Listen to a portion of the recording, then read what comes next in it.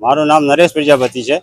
કેનાર road પર લલુડી હોકડી આવ્યા છે। અહીંયા અમે 45 વર્ષથી રહી છીએ અને સરકારે અત્યાર સુધી અમને કંઈ આપ્યું નથી, મકાન ને કે કંઈ આપ્યું નથી અને અહીંયા અમને નોટિસ આપી ગયા છે અને નીચે જે પાણી ભરાય છે ને અહીંયા નોટિસ આપી ગયા, પણ અહીંયા પાણી ભરાય એટલે આપી ગયા। અહીંયા તો અમે કોઈ જાતની કંઈ તકલીફ છે નહીં અને છતાંય જો સરકાર નોટિસ આપી ગયા અમને।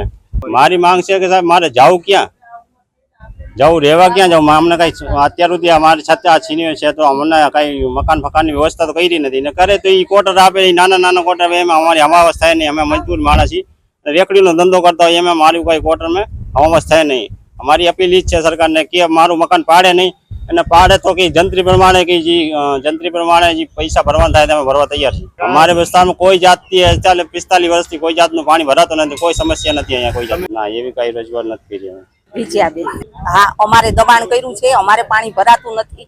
અમે આ 40-45 વર્ષો ત્યાં રહી છીએ પણ પાણી ભરાતું નથી। હવે અમને નોટિસો દઈને વયા ગયા તો અમે પૂછ્યું કે અમને કેમ નોટિસો આપી તો એ લોકો એમ કે અમારે નોકરીનો સવાલ એમ કરીને વયા ગયા છે, બીજું કાંઈ અમને કાંઈ જવાબ દેતા નથી અને પૂછી તો કાંઈ અમને જવાબ આપતા નથી। તો અમારે શું કરવું?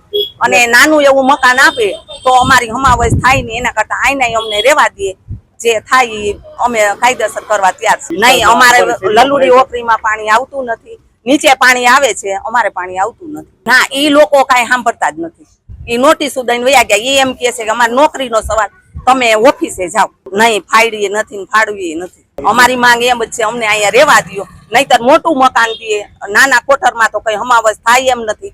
અમે એમ જ કહીશ કે રોડ રસ્તા નીકળે તો ભલે નીકળે પણ અમને આઈને રહેવા દઈએ, અમારી એવી માંગ છે।